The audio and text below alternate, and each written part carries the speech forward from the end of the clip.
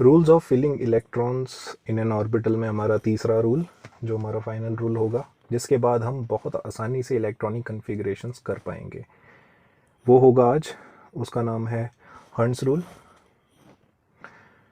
इससे पहले हम दो रूल्स और पढ़ चुके हैं, ऑफ बोज प्रिंसिपल, जिसमें हमने n+l रूल पढ़ा था एडिशनल उसके साथ, और दूसरा रूल जो हमने पढ़ा था वो था Pauli's exclusion principle. Of Bhoj rule ने हमें बताया शेल में इलेक्ट्रॉन कैसे ऐड किए जाते हैं। ठीक है, समझिए इसे। उसने हमें बताया शेल में कैसे इलेक्ट्रॉन एडजस्ट किए जाते हैं। पॉलीज एक्सक्लूजन प्रिंसिपल ने हमें बताया कि सब शेल में इलेक्ट्रॉन कैसे एडजस्ट किए जाते हैं। ठीक है, ऑफ बोज प्रिंसिपल ने कहा लोअर एनर्जी शेल में पहले इलेक्ट्रॉन डाले जाते हैं, फिर जैसे जैसे वो शेल फिल होते जाएं तो नेक्स्ट में डाले जाते हैं। और ऑफ बोज प्रिंसिपल में हमने क्या देखा था कि जैसे पहले 1s में इलेक्ट्रॉन्स फिल किए जाएंगे, फिर 2s में, फिर 2p में, 3s में, फिर 3p में, फिर ऐसे ऐसे करके 4s, 3d, जिसमें 3d बाद में आता है, 4s पहले आता है। वो क्यों, हमने उसकी भी एक्सप्लेनेशन देखी थी, क्योंकि n+l रूल के अकॉर्डिंग 4s की वैल्यू जो है वो 3d से कम बनती है। ठीक है, तो जिसने भी वो मिस किया है वो लेक्चर, वो प्लीज़ उसे रिव्यू करें। ठीक है, ऑफ बोज प्रिंसिपल में हमने ये सीखा था कि कैसे शेल्स में इलेक्ट्रॉन एडजस्ट किए जाते हैं। पॉलीज एक्सक्लूजन प्रिंसिपल में हमने देखा था कि कैसे सब शेल के अंदर इलेक्ट्रॉन एडजस्ट किए जाते हैं, जिसमें किसी भी सेम इलेक्ट्रॉन या किसी भी दो इलेक्ट्रॉन की जो सारी की सारी वैल्यूज़ हैं वो सेम नहीं हो सकती। क्वांटम नंबर की 4 के 4 जो क्वांटम नंबर है वो सेम नहीं होंगे, तो तभी हम उनको अलग अलग क्वांटम नंबर दे सकेंगे, है ना। कैसे एडजस्ट किए जाते हैं सब शेल के अंदर, एक्चुअल में वो बता रहा है वो। ठीक है, तो हमने दो प्रिंसिपल अभी तक देखे, दोनों में हमें शेल सब शेल में एडजस्ट करना आया। अब हम देखेंगे सब शेल के अंदर जो ऑर्बिटल होते हैं, क्योंकि हर सब शेल के अंदर ऑर्बिटल्स होते हैं। एस सब शेल के अंदर एक ऑर्बिटल होता है जो एस ही होता है। पी सब शेल के अंदर 3 ऑर्बिटल्स होते हैं, P X, P Y, P Z. D के अंदर 5 होते हैं। वैसे ही एफ के अंदर 7 होते हैं, जी के अंदर 9 होते हैं, एंड सो ऑन। तो उसके अंदर कैसे इलेक्ट्रॉन फिल किए जाते हैं हमने वो बात की थी। सबकी जो क्वांटम नंबर है सेम नहीं आना चाहिए, चार के चार क्वांटम नंबर किसी के भी सेम नहीं आने चाहिए, वो हमें बताया था पॉलीज एक्सक्लूजन प्रिंसिपल में। आज जो हम टॉपिक पढ़ने वाले हैं वो है हर्ट्ज़ रूल। अब जो हर्ट्ज़ रूल है ये क्या कहता है, हम वो एक्सप्लेनेशन देखने वाले हैं, लेकिन अगर मैं आपको प्रिलिमिनरी आइडिया दूं, ये बताता है कि कैसे इलेक्ट्रॉन्स को सब शेल के अंदर जो ऑर्बिटल होते हैं, अब वो ऑर्बिटल सेम एनर्जी के होते हैं। ठीक है, इसीलिए उन्हें डीजेनरेटेड ऑर्बिटल भी कहा जाता है। डीजेनरेटेड ऑर्बिटल ऐसे ऑर्बिटल्स होते हैं जिनकी एनर्जी सेम होती है, यानी पी सब शेल के अंदर जो ऑर्बिटल्स होंगे, यानी P X, P Y, P Z, उनकी एनर्जी आपस में सेम होगी, तो उन्हें क्या भी कहा जाता है, डीजेनरेटेड पी ऑर्बिटल्स। वैसे ही डी सबशेल के अंदर जो ऑर्बिटल्स होंगे, 5 ऑर्बिटल्स जो होंगे, उनकी सबकी एनर्जी सेम होगी, तो उन्हें डीजेनरेटेड डी ऑर्बिटल्स कहा जाएगा। वैसे ही आगे आगे चलते जाओ तो वो जो ऑर्बिटल्स होते हैं जिनकी एनर्जी सेम होती है उन्हें डीजेनरेटेड ऑर्बिटल्स कहते हैं। तो ये बताएगा कि डीजेनरेटेड ऑर्बिटल्स में इलेक्ट्रॉन्स कैसे ऐड किए जाते हैं, क्योंकि कंफ्यूजन आ सकती है ना। इसे हम समझेंगे एग्जाम्पल्स के थ्रू, तभी हमें समझ आएगा। अब ऑफ बोज प्रिंसिपल में हमें क्या पता लगा था, अगर हम ये देखें तो पहले 1s आता है, फिर 2s आता है, 2p, 3s, 3p, 3d, है ना। ये हम अगर ऑर्बिटल्स को अरेंज कर लें, तो अगर हम एरो मार्क करें, ये एरो क्या बताएगा, एरो के अंदर जितने भी ऑर्बिटल्स जो हैं आपस में लिंक हो जाएंगे, उनकी एनर्जी सेम होती है।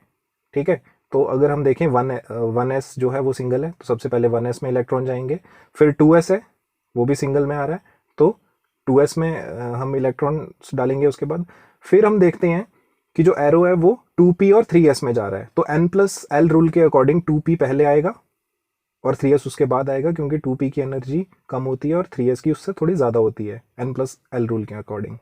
ठीक है, उसके बाद अगर नेक्स्ट एरो हम देखें वो 3p और 4s को काट रहा है, तो इसका मतलब 3s के बाद 3p आएगा, ठीक है। और 3p के बाद 3d आने के बजाय 4s आएगा, क्योंकि इनकी एनर्जी जो है वो 3p की कम है। फिर 4s, फिर हम और देखें, एक और एरो अगर हम मार्क करें तो वो 3d और 4p को जो है वो आपस में कनेक्ट करता है। तो 3p 4s के बाद क्या आएगा, 3d और फिर 4p, और ऐसे ऐसे अगर हम चलें तो हम 4s तक ही रखते हैं फिलहाल, इतने से हमारा काम हो जाएगा। ओके, तो s जो सब शेल होता है उसके अंदर कुछ इस तरह से इलेक्ट्रॉन आते हैं, क्योंकि एक ही ऑर्बिटल होता है तो 2 इलेक्ट्रॉन उसमें आएंगे। जो p है उसके अंदर 3 ऑर्बिटल होते हैं, तो कुछ इस तरह से इलेक्ट्रॉन आ सकते हैं उसमें। और जो d है उसमें 5 ऑर्बिटल्स होते हैं, तो कुछ इस तरह से उसमें इलेक्ट्रॉन आ सकते हैं। और ऐसे ऐसे अगर हम चलते जाएं तो अलग अलग बढ़ते जाएंगे। मैंने आपको बताया था ऑड नंबर में बढ़ते हैं, 1 s में 1 था, p में 3 थे, d में 5 थे, तो f में कितने होंगे, बिल्कुल सही, जो आपने सोचा वही।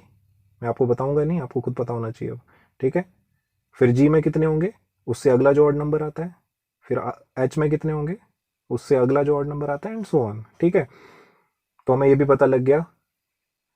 ऑफ बोस प्रिंसिपल जिसको नहीं आता है वो प्लीज़ दोबारा से देखें। ये ऑफ बोस प्रिंसिपल के थ्रू हमने जो ये चार्ट बनाया, 1s2 2s2 2p6 3s2 3p6 4s2, ठीक है। 3p के बाद 3d क्यों नहीं आया, ठीक है, वो क्यों नहीं आया, वो ऑफ बोस प्रिंसिपल में हमने बात कर ली थी। 3p के बाद 4s आया, फिर 3d आएगा, ठीक है। तो जिसको नहीं आता है वो प्लीज़ दोबारा से ऑफ बोस प्रिंसिपल का लेक्चर सुने।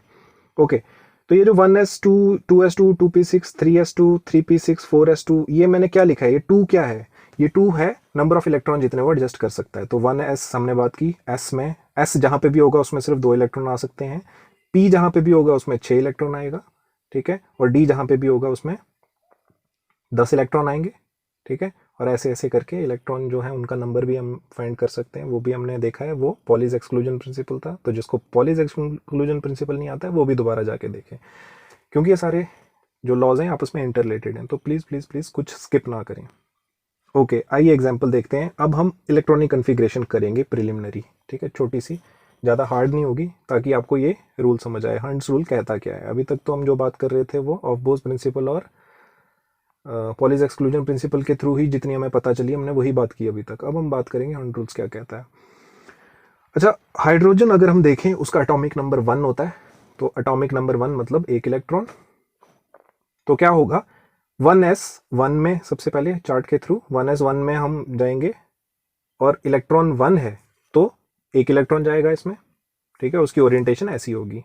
आप उसको दूसरी ओरिएंटेशन में भी लिख सकते हैं, ठीक है, वो भी गलत नहीं होगा। ओके ओके, क्योंकि स्पिन जो है वो अपोजिट होती है तब जब दोनों इलेक्ट्रॉन फील्ड हों। अगर सिर्फ एक ही इलेक्ट्रॉन है एक ऑर्बिटल में तो उसकी स्पिन कुछ भी हो सकती है, तो आप उसको ऐसे भी लिख सकते हैं और दूसरी तरह की स्पिन में भी लिख सकते हैं, वो गलत नहीं होगा, ठीक है। लेकिन सेम स्पिन नहीं लिखेंगे दोनों में, वो कहानी वो मैं हीलियम में आपको बताता हूँ।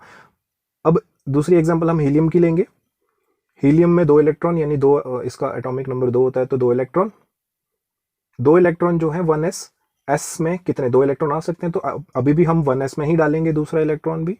तो एक जैसे हमने लिखा था, एक की हाफ स्पिन और दूसरे की हाफ स्पिन, तब जाके बैलेंस होगा, ठीक है। अब देखिए इन दोनों को हम सेम स्पिन में नहीं डाल सकते, एक अगर पॉजिटिव स्पिन ले रहा है तो दूसरा नेगेटिव स्पिन ले रहा है, ठीक है। अगर सिंगल डालना होता जैसे हाइड्रोजन में था तो हम पॉजिटिव स्पिन भी लिख सकते थे, नेगेटिव स्पिन भी लिख सकते थे, वो गलत नहीं होता, कोई उसको गलत नहीं बोलता। लेकिन यहाँ पे एक की पॉजिटिव स्पिन होगी, एक की नेगेटिव स्पिन होगी, ठीक है।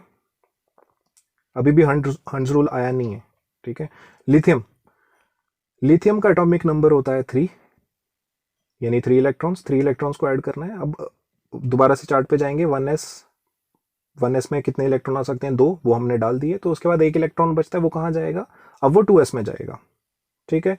और 2s में सिर्फ एक ही इलेक्ट्रॉन आएगा, तो इसकी स्पिन आप कैसे भी लिख सकते हैं, मैंने इस तरह से लिखी हुई है, ठीक है। अगर आप इसको दूसरी इसकी स्पिन अपोजिट लिखेंगे तो भी कोई गलत नहीं बोलेगा उसे, लेकिन हम नॉर्मली इसी तरह लिखते हैं बुक्स के थ्रू, तो इसलिए हमें आदत हो गई है ऐसे लिखने की, लेकिन गलत नहीं होगा वो भी। ओके, अब बेरिलियम, अब बेरिलियम जो है उसका 4 एटॉमिक नंबर होता है, यानी 4 इलेक्ट्रॉन होता अब बेरिलियम जो है, बेरिलियम के 4 इलेक्ट्रॉन होते हैं, तो पहले 2 इलेक्ट्रॉन 1s2 में, ठीक है, और दूसरे 2 इलेक्ट्रॉन 2s में 2, ठीक, और इनकी अपोजिट स्पिन होगी। बेरिलियम के बाद बोरॉन, बोरॉन का एटॉमिक नंबर 5 और इलेक्ट्रॉन मतलब 5। तो पहले 1s में 2 इलेक्ट्रॉन, 2s में 2 इलेक्ट्रॉन, कितने बचे, 2 और 2 4 हो गए, और 1 इलेक्ट्रॉन बचा। अब 2p में इसका 1 इलेक्ट्रॉन जाएगा।